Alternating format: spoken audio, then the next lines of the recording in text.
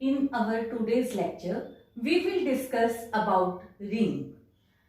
अब यहाँ पे सबसे पहले हमारे पास है रिंग की डेफिनेशन।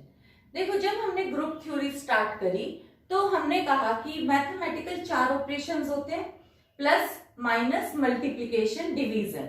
हमने ग्रुप बनाया under addition and group under multiplication. अब वहां ग्रुप में हमने सिर्फ एक बाइनरी ऑपरेशन एक टाइम में यूज किया था। अब हम यहाँ पे जब रिंग करने लगे हैं तो रिंग में हम एक ही टाइम में 2 बाइनरी ऑपरेशंस यूज करेंगे, प्लस और मल्टीप्लिकेशन। तो यहाँ पे जो प्लस है, यहाँ ग्रुप की जो 5 प्रॉपर्टी है अंडर एडिशन, वो 5 प्रॉपर्टीज, 5वीं कौन सी? कॉम्यूटेटिव। वहां हम ग्रुप को क्या कहते थे? ग्रुप के लिए 4 प्रॉपर्टीज प्रूव करते थे और 5वीं प्रॉपर्टी होती थी अबिलियन ग्रुप या कॉम्यूटेटिव ग्रुप। तो ये 5 प्रॉपर्टीज अंडर एडिशन कौन कौन सी हो गई? फर्स्ट हो गई देखो क्लोजर प्रॉपर्टी, फिर हो गई एसोसिएटिव, फिर existence of identity, existence of inverse और 5वीं कॉम्यूटेटिव। अगर अंडर एडिशन ये 5 प्रॉपर्टी कोई भी नंबर सिस्टम हमारे पास सेटिस्फाई करता है तो वो हम वहां पे कहते थे कॉम्यूटेटिव ग्रुप। यहाँ पे ये 5 प्रॉपर्टी रिंग के लिए जरूरी हैं। अब इसके अलावा वहां पे कॉम्यूटेटिव जरूरी नहीं थी, यहाँ पे अंडर एडिशन 5वीं प्रॉपर्टी कॉम्यूटेटिव प्रॉपर्टी भी जरूरी है। फिर इसके बाद 6th प्रॉपर्टी आ जाती है क्लोज्ड अंडर मल्टीप्लिकेशन और 7th प्रॉपर्टी आ जाती है एसोसिएटिव अंडर मल्टीप्लिकेशन, यानी कि semi group under multiplication, commutative group under addition and semi group under multiplication और विद डिस्ट्रीब्यूटिव प्रॉपर्टी। तो यानी कि अपने पास अब 8वीं प्रॉपर्टी कौन सी हो गई? डिस्ट्रीब्यूटिव। डिस्ट्रीब्यूटिव प्रॉपर्टी में हमने 2 तरीके से लिखा है, एक बार लेफ्ट डिस्ट्रीब्यूटिव, एक बार right distributive. Means a dot B plus C. देखो इसके अंदर हमने दोनों ऑपरेशंस को एक साथ यूज कर लिया और ये हो गया a dot B plus a dot C. यहां से हो गया a dot C plus b dot C. यहाँ पे अब जो हम ग्रुप और रिंग करते हैं तो बस एक लिखने का तरीका है। देखो, जब मैंने यहां से ब्रैकेट सोल्व करी तो मैंने पहले a डॉट बी लिखा है और जब इधर से सोल्व करी तो पहले a फिर डॉट फिर c। ठीक है, मतलब ये थोड़ा सा हमें ध्यान रखना है। ये लेफ्ट डिस्ट्रीब्यूटिव, राइट डिस्ट्रीब्यूटिव। अगर कोई भी सिस्टम ये 8 प्रॉपर्टीज सेटिस्फाई कर देता है तो वो हमारे पास एक रिंग बन जाता है और रिंग को रिप्रेजेंट करने का तरीका होता है ring under addition and multiplication. ठीक है, तो इसमें अपने पास फिर ये एक कॉम्यूटेटिव रिंग। अब देखो, इसमें अगर कोई भी सिस्टम अगर हम सोच के देखें तो ग्रुप वाली अंडर मल्टीप्लिकेशन में कौन सी प्रॉपर्टी रह गई? एक तो हमारे पास रह गई एग्जिस्टेंस ऑफ आइडेंटिटी, एक रह गई एग्जिस्टेंस ऑफ इनवर्स और फिर 5वीं प्रॉपर्टी अगर हम कहें तो कॉम्यूटेटिव। तो यहाँ पे 7 प्रॉपर्टी दूसरी, 8वीं प्रॉपर्टी हमने डिस्ट्रीब्यूटिव। और अब जो ये इसके अलावा कॉम्यूटेटिव अंडर मल्टीप्लिकेशन अगर सेटिस्फाई कर जाता है तो हम उसे कॉम्यूटेटिव रिंग कहेंगे, अदरवाइज नॉन कॉम्यूटेटिव रिंग या अबिलियन रिंग और नॉन अबिलियन रिंग। ठीक है, अब देखो, अगर हमारे पास रिंग विद यूनिटी में क्या है कि अगर मल्टीप्लिकेटिव आइडेंटिटी एग्जिस्ट कर जाती है किसी भी सिस्टम के अंदर तो वो रिंग विद यूनिटी कहलाएगा। और यहाँ पे जो रिंग का रिप्रेजेंटेशन है r प्लस एंड डॉट, इसका मतलब ये रियल नंबर नहीं है बल्कि रिंग है। रिंग का मतलब जैसे हम ग्रुप के लिए g रिप्रेजेंट करते थे, यहाँ हमने r रिप्रेजेंट करा है और ये 8 प्रॉपर्टीज जरूरी है। 9th ये कॉम्यूटेटिव रिंग होगा तो वो अलग से, और अगर रिंग विद यूनिटी होगा तो वो हम अलग से मेंशन करेंगे। अब देखो, जैसे अगर हम कहें set of integers, set of integers में हम कर ही चुके हैं कि इंटीजर्स जो है ये सारी की सारी प्रॉपर्टीज सेटिस्फाई करता है अंडर एडिशन, क्योंकि इंटीजर क्लोज्ड अंडर एडिशन भी होता है, इंटीजर एसोसिएटिव प्रॉपर्टी भी सेटिस्फाई करता है, आइडेंटिटी भी 0 एडिटिव आइडेंटिटी होती है, मल्टीप्लिकेटिव इनवर्स अगर मान लो 2 है कोई नंबर तो -2 भी एग्जिस्ट करता है। ये हम ग्रुप थ्योरी में ऑलरेडी डिस्कस कर चुके हैं। इसी तरीके से क्लोज्ड अंडर मल्टीप्लिकेशन भी होता है इंटीजर, एसोसिएटिविटी भी होल्ड करती है, और यहाँ पे डिस्ट्रीब्यूटिव लॉ भी होल्ड करता है। और इसके साथ साथ ये इंटीजर जो है वो कम्यूटेटिव रिंग भी होता है और इंटीजर रिंग विद यूनिटी भी होता है। बिल्कुल अगर हम इसी तरीके से कॉम्प्लेक्स नंबर के लिए भी करें, कॉम्प्लेक्स नंबर सिस्टम, तो वहां पे भी ये सारी की सारी प्रॉपर्टीज होल्ड करती हैं। ये सारी की सारी प्रॉपर्टीज किस किस के लिए होल्ड करती हैं? देखो इंटीजर के लिए होल्ड करती हैं। इंटीजर में कौन सी प्रॉपर्टी नहीं होल्ड करती थी? केवल और केवल इनवर्स वाली नहीं करती थी। और वहां यहाँ पे इनवर्स वाला मल्टीप्लिकेटिव इंटीजर में कौन सी प्रॉपर्टी होल्ड नहीं करती थी? मल्टीप्लिकेटिव इनवर्स इंटीजर्स का एग्जिस्ट नहीं करता था। तो यहाँ पे वो है ही नहीं, तो यानी कि इंटीजर बाकी तो सारी प्रॉपर्टीज सेटिस्फाई करता है। इसी तरीके से इंटीजर किसके अंदर कंटेन करता था? Integer is contained in real number, real number is contained in rational, rational is contained in complex number system. तो हमने ये पहले भी किया था कि यहाँ पे रियल नंबर सिस्टम, रैशनल और कॉम्प्लेक्स नंबर सिस्टम, ये सारी ये टोटल प्रॉपर्टीज को सेटिस्फाई करता है। इसके बाद फिर हमने डिस्कस किया था कि एक मैट्रिसेस और एक नंबर सिस्टम होता है। तो आज हम एक मैट्रिसेस से रिलेटेड क्वेश्चन सोल्व करते हैं। Now we have a question, prove that M set of all n by n matrices over R is a non-commutative ring with unity with zero divisor under addition and multiplication of matrices। देखो अपने पास जो हमने number system किया, हमने natural number से start किया और complex number तक कंप्लीट किया अंडर ग्रुप थ्योरी। उसके बाद हमने कहा कि इंटरसेक्शन हो, यूनियन हो या मतलब मैपिंग्स हो, वो परमुटेशन ग्रुप्स वगैरह हमने डिस्कस किया कि वो भी एक तरीके से हम नंबर सिस्टम की तरह डील करते चलते हैं। पर कॉम्प्लेक्स नंबर के बाद जो हम मेन नंबर सिस्टम बनाने की हमने कोशिश करी, वो हमने कोशिश करी मैट्रिसेस को बनाने की। मैट्रिसेस अंडर एडिशन कौन कौन सी प्रॉपर्टीज सेटिस्फाई करता है?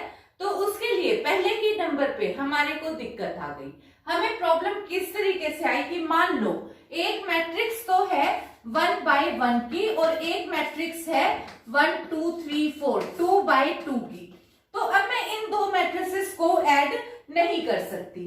तो यानी कि फिर मेरे पास अब क्या दिक्कत आई कि मुझे दोनों मैट्रिसेस को सेम टाइप का लेना पड़ा। अब दोनों मैट्रिसेस मैंने क्या किया कि मैंने ए मैट्रिक्स कंसीडर कर ली से m by n टाइप की और बी मैट्रिक्स कंसीडर कर ली m by n टाइप की। ठीक है, तो हम इन दोनों को जब ऐड करेंगे तो पहले रिजल्ट अब किस तरीके से जाएंगे।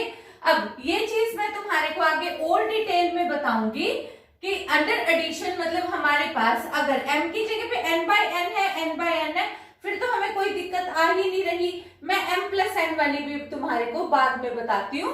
तो अभी यहाँ पे हमने क्या किया, क्योंकि हमें set n by n matrices का दिया हुआ था, तो मैंने तीन एलिमेंट्स कंसीडर करे a, b और c, जो कि मैट्रिसेस वाले सेट के अंदर बिलोंग करते हैं और जिसके एलिमेंट्स मतलब जो हमने मैट्रिसेस के एलिमेंट्स लिखे 1 2 3 4, ये जो एलिमेंट्स हैं ये रियल नंबर सिस्टम में से बिलोंग करते हैं।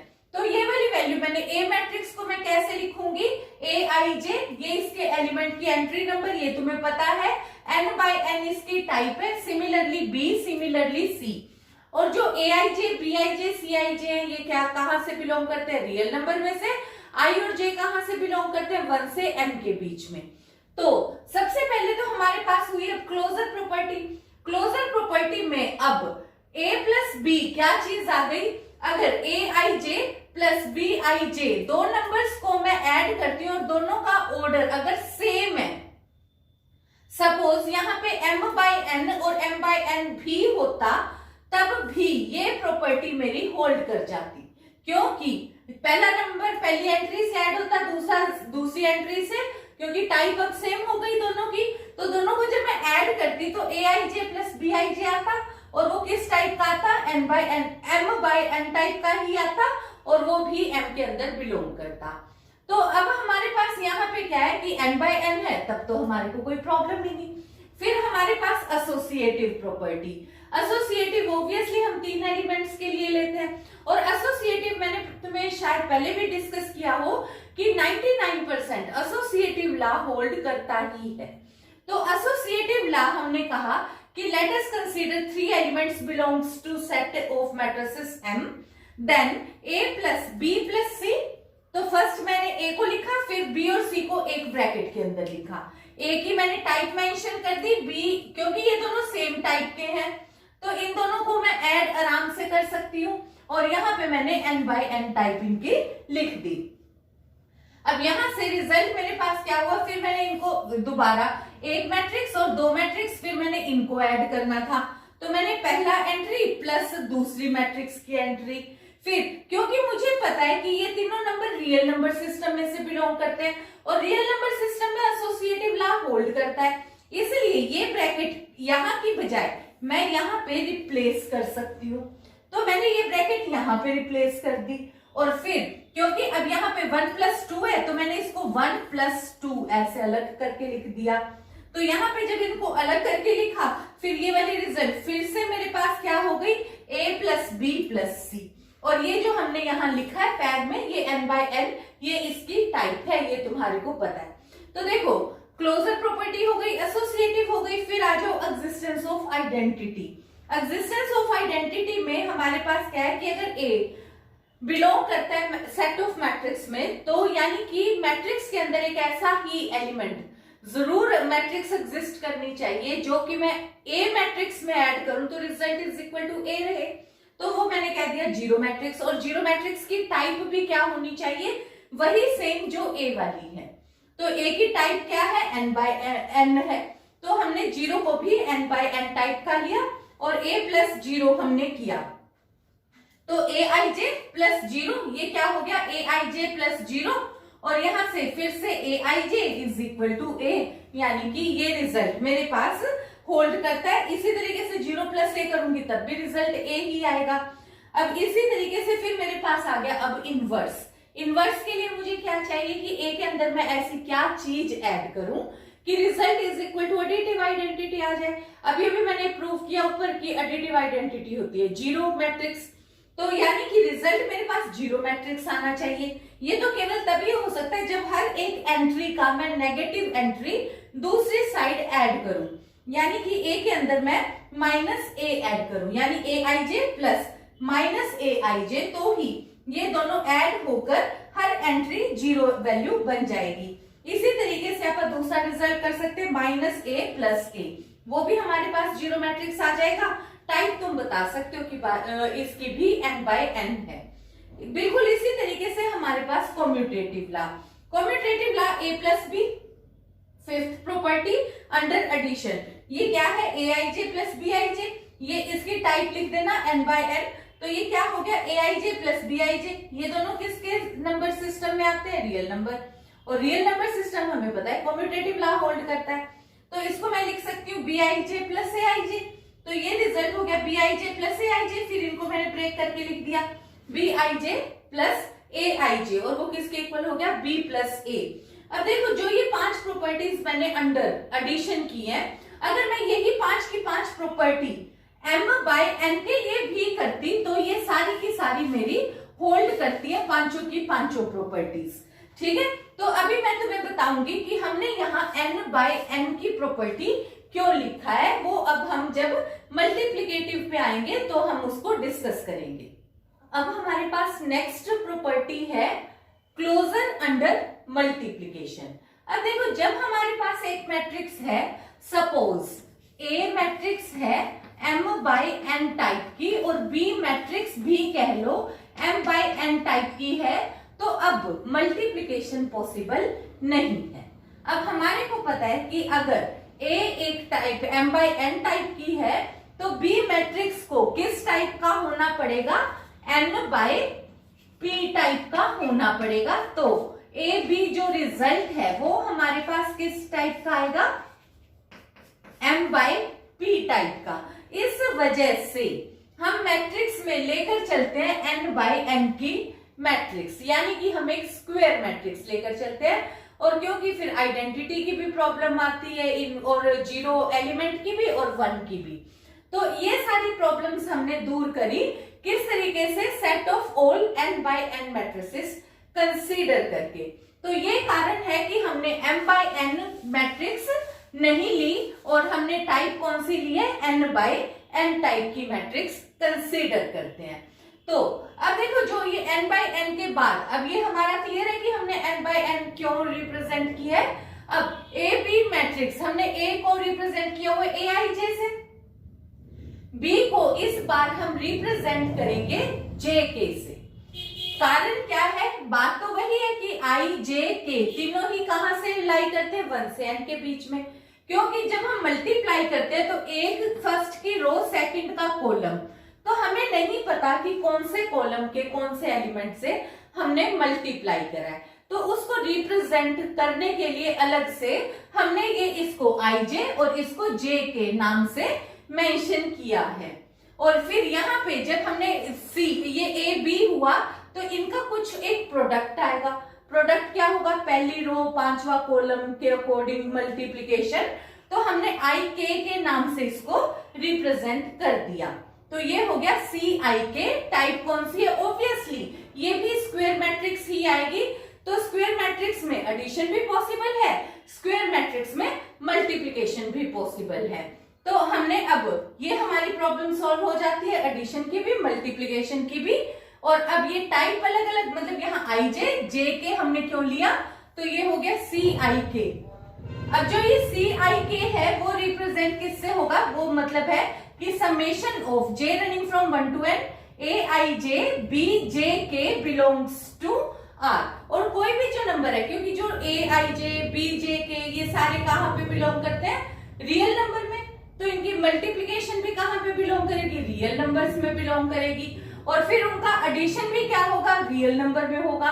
तो जो भी ये एंट्री होगी सी आई के, वो कहाँ पे बिलोंग करेगी, रियल नंबर में बिलोंग करेगी।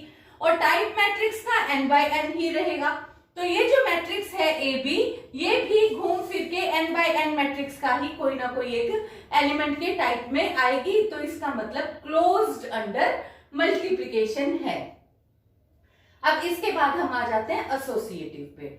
एसोसिएटिव प्रॉपर्टी होल्ड तो हमेशा करती है, पर मैट्रिक्स के लिए हम लिखने का अपना तरीका देख लेते हैं। तो देखो अब मैंने ए और बी मैट्रिक्स तो यहाँ रिप्रेजेंट की ही हुई है। देखो ए को मैंने कहा आई जे, तो इसको कहा जे के, तो ऑब्वियसली सी मैट्रिक्स को मैं कैसे रिप्रेजेंट कर रही हूँ, सी के पी, ठीक है, क्योंकि आगे आगे मल्टीप्लिकेशन होती जाएगी। फिर सबसे पहले मैंने ए और बी को मल्टीप्लाई किया, क्योंकि ए बी सी नाम मैं ले चुकी हूँ। तो ए बी की मल्टीप्लिकेशन मैंने डी से करी। तो ए बी की मल्टीप्लिकेशन जब मेरे पास हो रही है तो मैंने क्या लिया, आई के। तो यहां मैंने क्या लिखा, डी आई के, where D i k will be equal to summation of, जो यहाँ एंट्री, बस यहाँ नाम सी दिया था, यहाँ इसका नाम डी दे दिया। फिर एक बार, क्योंकि एसोसिएटिव में एक बार हम बी सी मल्टीप्लाई करते हैं, एक बार ए बी, तो इसी तरीके से मैंने बी सी मैट्रिक्स लिखा। जब मैं बी सी को लिख रही हूं, तो क्योंकि वहां पे मैंने डी लिखा था, तो वहां मैंने मैट्रिक्स का कोई अलग नाम दे दिया, से ई। और वो मैट्रिक्स, क्योंकि बी और सी का मल्टीप्लिकेशन है, बी क्या है, जे के, और ये क्या है, सी के पी, तो ये क्या हो जाएगा, जे पी। तो ई की वैल्यू क्या लिखी हमने, जे पी, और टाइप तो ऑब्वियसली n बाय n ही होगी। और ये लिखने में हमारे पास समेशन ऑफ बी जे के पी, और जो एंट्री यहाँ है वही हमने यहाँ पे लिखी है, वेयर के रनिंग फ्रॉम 1 to n। अब देखो, अब हमारे पास एसोसिएटिव में हमें शो करना है A B C is equal to A B C, बस ब्रैकेट का फर्क है। तो मैंने यहाँ पे लिया आई पीएथ एलिमेंट, क्योंकि फर्स्ट स्टार्ट होता है आई से, लास्ट खत्म होता है पी से। तो मैंने यहाँ पे लिया आई पीएथ element of A B C. तो ये क्या होगा, ith element of row A B, क्योंकि इसका रो और इसका कॉलम, तो यानी कि पीएथ कॉलम ऑफ सी होगा। तो ये वाली value ith row of A B को मैंने कहां पे लिखा हुआ है, डी आई के लिखा हुआ है। तो डी आई के, और ये वाली वैल्यू क्या हो गई, सी के पी हो गया, ठीक है ना, क्योंकि सी तो हमने एज इट इज ही लिखा है। इनकी जब मैंने मल्टीप्लिकेशन करी, तो ये डी आई के की वैल्यू क्या चीज होती है, समेशन ये बाहर है, और इसकी जगह पे मेरे पास वैल्यू है ए आई जे बी जे के फिर यहां से क्योंकि ये तो तीनों नंबर सिस्टम एसोसिएटिव है, ब्रैकेट में यूज करूं ना करूं तो ये डबल समेशन हो गया और ए आई जे जे के पी, ये रिजल्ट मेरे पास आ गया। फिर मैंने दोबारा किया ith element of A B C is equal to ith row of A pth column of B C. तो ith रो ये तो ए वाली तो एज इट इज आ गई और इसके लिए EJP यूज करा। EJP की जगह पे हमने ऊपर जो वैल्यू लिखी है यहाँ पे ये वाली वैल्यू मैंने यहाँ सब्स्टिट्यूट कर दी। फिर मैंने यहाँ से ये ब्रैकेट हटा दी, समेशन को मैं बाहर ले आई, AIJ BJ के पी, ये रिजल्ट मेरे पास हो गया। और रिजल्ट यहां से डेरिवेशन क्या हो गई, A into B C is equal to A B into C. तो ये मल्टीप्लीकेटिव जो मैट्रिसेस का है ये भी एसोसिएटिव आ गया, पर आया कब है जबकि n बाय n मैट्रिसेस होती हैं। ठीक है, now it is distributive property, A is equal to AIJ, B is equal to BJK, C is equal to CJK। अब हमने देखो यहाँ पे A को तो AIJ ही लिखा है और B और C को सेम JK। कारण क्या है, क्योंकि मैं डिस्ट्रीब्यूटिव ले रही हूं A इंटू बी प्लस सी, तो B प्लस सी का ऑर्डर तो सेम होना चाहिए, सेम एंट्री के साथ ऐड होती है। तो इस वजह से मैंने यहाँ पे इन दोनों को सेम पैटर्न में लिखा है। और जबकि IJ किससे मल्टीप्लाई होगा, क्योंकि इन दोनों का ऑर्डर तो JK ही आएगा, तो JJ कट के IK में आंसर मेरे पास आ जाएगा। तो IK element of A plus B plus C, ठीक है, ये मेरे पास क्या हो गया, इज इक्वल टू पहले A एंट्री लिखी फिर B प्लस C एंट्री लिखी, B प्लस C। ऑर्डर तुम्हें पता ही है कि सारे n बाय n टाइप की मैट्रिक्स है, summation K running from 1 to n। तो एक बार तो ये इसके साथ मल्टीप्लाई हो गया, एक बार ये इसके साथ मल्टीप्लाई हुआ तो फिर हमने समेशन एक बार यहाँ अलग और यहाँ अलग लिख दिया। ठीक है, जब हमने और ये वाली वैल्यू अब हमने जब ऑब्जर्व करी तो ये क्या है, IJth एलिमेंट ऑफ A और JKth एलिमेंट ऑफ। तो ये क्या हुआ, जब इनकी मल्टीप्लाई हुई तो J से J कट गया और यहां से रिजल्ट क्या हुआ, IKth। यहाँ पे भी JJ कट गया और क्या रिजल्ट आया, IKth एलिमेंट ऑफ। तो यह रिजल्ट क्या आया, IKth एलिमेंट ऑफ। अब यहाँ पे मल्टीप्लीकेशन किस किस की है, AB, और यहाँ पे किस किस की है, AC। तो ये किसका आया, element of AB, similarly IKth element of AC। और यहाँ पे फिर टोटल दोनों को ऐड करके IKth element of AB plus AC, ये रिजल्ट मेरे पास आ गया। इसी तरीके से हम A इंटू बी प्लस सी और AB प्लस AC की टाइप भी पता है, एक तो होता है ऑर्डर, एक होता है टाइप। तो यहाँ पे जो वैल्यू है हमारे पास कि हर एक एंट्री सेम होनी चाहिए, दूसरा है कि इनकी टाइप सेम होनी चाहिए। और हमें पता है कि हर एक मैट्रिक्स की टाइप n बाय n है, तो चाहे हम n बाय n को ऐड करें चाहे मल्टीप्लाई करें, टाइप कौन सी रहेगी, n बाय n। तो इस वजह से यहाँ तक हमारी 8 की 8 प्रॉपर्टीज जो रिंग के लिए जरूरी थी वो हमने प्रूव कर दी। तो ये जो M है वो क्या हो गया, रिंग बन गया। अब देखो इसके बाद मुझे बताना है कि R is a non commutative ring. ठीक है, सबसे पहले अब आ जाओ, अब मुझे बताना है कि जो ये रिंग है वो नॉन कम्यूटेटिव है। हमें पता है कि मैट्रिक्स मल्टीप्लिकेशन नॉन कम्यूटेटिव होता है, कि matrix multiplication in general commutative नहीं होता। तो क्योंकि अगर कभी कभी ही रिजल्ट में केवल AB is equal to BA आता है अगर हम मल्टीप्लाई करें, otherwise AB is not equal to, तुम जनरल कोई भी दो मैट्रिक्स रफ उठाओ उनको मल्टीप्लाई करो तो AB will not be equal to BA। और यहां से फिर अपने पास हो गया कि इस वजह से जनरल में नहीं है तो हम कहेंगे कि कम्यूटेटिविटी होल्ड नहीं करती, तो ये नॉन कम्यूटेटिव रिंग है। अब इसके बाद अपने पास नेक्स्ट क्या कहा है, विद यूनिटी। तो यानी कि विद यूनिटी का मतलब हो गया कि अब हमें बताना है कि आइडेंटिटी एलिमेंट एग्जिस्ट करता है, यानी कि मल्टीप्लिकेटिव आइडेंटिटी। ठीक है, एडिटिव तो हम प्रूव ही कर चुके। तो मल्टीप्लिकेटिव आइडेंटिटी हमें पता है कि भी 1 होती है। 1 भी किस टाइप का होता है, 1 मैट्रिक्स, वो भी डायगोनल मैट्रिक्स की होती है। तो m बाय n, क्योंकि हमें पता है कि स्क्वायर मैट्रिक्स है और उसमें डायगोनल मैट्रिक्स 1 1 1 होगा, तो वो वैल्यू हमारे पास क्या हो गई कि I n by n type की बिलोंग करेगी, जिसमें हर एक डायगोनल एंट्री 1 होगी और all other will be equal to 0, जिसको अगर मैं a के साथ मल्टीप्लाई करूंगी चाहे लेफ्ट साइड या राइट साइड, तो रिजल्ट मेरे पास a ही आएगा, और वो a वैल्यू कोई भी मैट्रिक्स की कोई भी वैल्यू हो सकती है। तो ये मेरे पास यानी कि आइडेंटिटी मैट्रिक्स इसमें एग्जिस्ट करती है। अब देखो एक अपने पास, अब यहां से रिजल्ट में आ जाओ, हम अंडर एडिशन 5 प्रॉपर्टीज प्रूव करी, यानी कि मैट्रिक्स अंडर एडिशन हमने कम्यूटेटिव ग्रुप प्रूव कर दिया।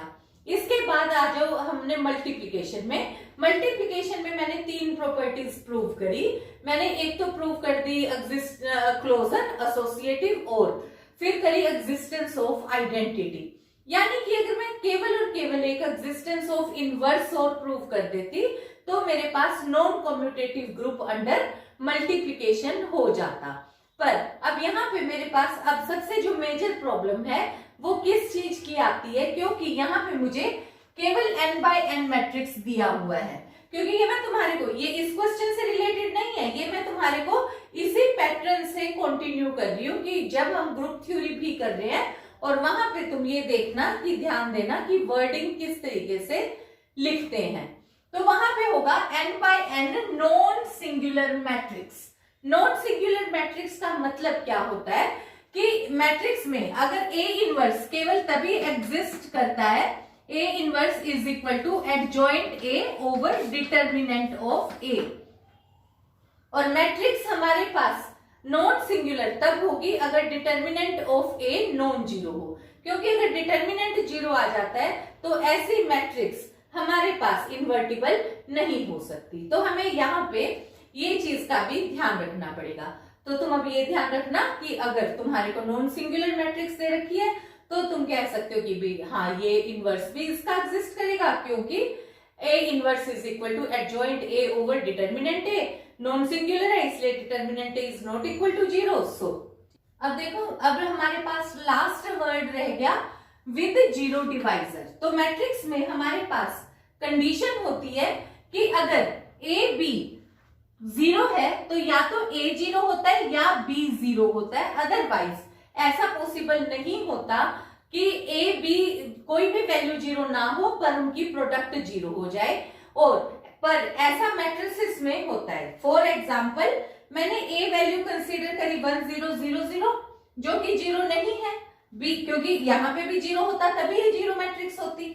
सिमिलरली B में मैंने ले लिया 0 0 0 1, ये भी 0 मैट्रिक्स नहीं है, पर जब मैंने इनका प्रोडक्ट किया तो ये रिजल्ट मेरे पास 0 आ गया। तो हमारे पास ये यहां से फिर क्या हो गया, तो ये 0 डिवाइजर भी है विद 0 डिवाइजर। तो ये क्वेश्चन मेरा सोल्व हो जाता है। अब यहां से एक बार और ये डेफिनेशन एग्जैक्ट वर्ड्स में कर लो। विद 0 डिवाइजर में क्या होता है कि अगर कोई प्रोडक्ट 0 आया है, AB इज इक्वल टू 0, तो हमारे पास क्या है कि ना तो A 0 है ना B 0 है, पर फिर भी प्रोडक्ट 0 है, तो वो उसको हम कहेंगे विद 0 डिवाइजर। और विदाउट 0 डिवाइजर कौन सा होता है कि अगर A B 0 है तो या तो A 0 है या फिर B 0 है। Now we have R be a ring such that x square is equal to x for all x belongs to ring R. Prove x plus x is equal to 0 for all x belongs to R. अब देखो यहाँ पे हमारे पास result क्या दिया हुआ है कि x square is equal to x है, तब x plus x will be equal to 0 होगा। अब यहाँ पे जो रिंग में अगर वैसे हम सोचे तो x से x कैंसिल हो गया, x इज इक्वल टू 1 है तो 1 प्लस 1 यहाँ पे 2 आना चाहिए। तो मैथ्स में अब यहाँ पे जो रिंग है ये वाला लॉजिक यूज नहीं करना। तो यहाँ पे हम अपना क्वेश्चन किस तरीके से अटेम्प्ट कर रहे हैं कि गिवन है x बिलोंग कर रहा है R में, और जो कंडीशन दी है उसके अकॉर्डिंग हम यही चीज प्रूव करके दिखाएंगे। इसके लिए मैंने क्या लिया कि x रियल में बिलोंग करता है, तो इसका मतलब है कि दोनों की एडिशन भी रियल में बिलोंग करेगी, क्योंकि जो रिंग है वो क्लोज्ड अंडर एडिशन होता है। फिर x प्लस एक्स का अगर मैं होल स्क्वायर करती हूँ तो क्या रिजल्ट आता है, क्योंकि सेम नंबर का square will be equal to that is equal to simple number, तो x प्लस एक्स का whole square will be equal to x plus x. पर x प्लस एक्स के होल स्क्वायर को मैं कैसे लिखूंगी, x plus x into x plus x. फिर आगे इसको कैसे लिखूंगी, एक बार इसको x से एक बार इसको x से मल्टीप्लाई, ये मैंने खोल के लिख दिया। फिर मल्टीप्लाई किया तो इस x को इससे, इस x को इससे, इसको इससे मल्टीप्लाई करके मैंने लिख दिया x square plus x square plus x square plus x square. फिर एक्स स्क्वायर की जगह पे क्या आ गया, x आ गया। x plus x is equal to x plus X आ गया। अब मुझे पता है कि x प्लस एक्स मेरे पास रिंग का एलिमेंट है और रिंग में एडिटिव आइडेंटिटी भी एग्जिस्ट करती है, दैट इज जीरो एलिमेंट। तो मैं इसको लिख सकती हूँ x प्लस जीरो। फिर मेरे पास यहां से ये लेफ्ट कैंसिलेशन के अकॉर्डिंग क्या रिजल्ट आ गया, x plus x is equal to zero. तो ये मेरे पास ये फर्स्ट रिजल्ट होल्ड कर जाता है। फिर अब मुझे बताना है कि अगर x plus y is equal to zero है तो implies that x is equal to y, जबकि मैथमेटिकली हम क्या करते थे, x is equal to minus y. अब हमें यहाँ पे इस कंडीशन के अकॉर्डिंग यही रिजल्ट प्रूव करना है। तो अब इसके लिए हमने क्या किया कि we have x plus y is equal to zero, ये गिवन है। अब ऊपर रिजल्ट के अकॉर्डिंग मुझे पता है कि अगर ये कंडीशन है तो x प्लस एक्स जीरो होता है। तो instead of zero I have written x plus x. फिर मैंने लेफ्ट कैंसिलेशन से x और x को काट दिया, तो रिजल्ट क्या आ गया, y is equal to x लिखूं या x is equal to y. ठीक है, फिर अब आ जाओ थर्ड रिजल्ट पे। थर्ड में मुझे बताना है कि आप कॉम्यूटेटिव है। कॉम्यूटेटिव के लिए मैंने दो एलिमेंट्स कंसीडर किए x और y, सच दैट तो x प्लस वाई का होल स्क्वायर किसके इक्वल आ जाएगा, x प्लस वाई, क्योंकि x का square is equal to x condition दी हुई है। फिर देखो इसको ऑब्वियसली हम ऐसे दो फैक्टर्स में लिखेंगे। फिर एक बार इसको x से एक बार इसको y से मल्टीप्लाई करा, ये हो गया x स्क्वायर, ये हो गया yx। अब देखो यहां मैंने yx लिखा है, इसको मैं xy लिखूंगी, क्लियर है ना, और इसको y स्क्वायर ये मैंने लिख दिया, इक्वल टू तो xy ही आएगा।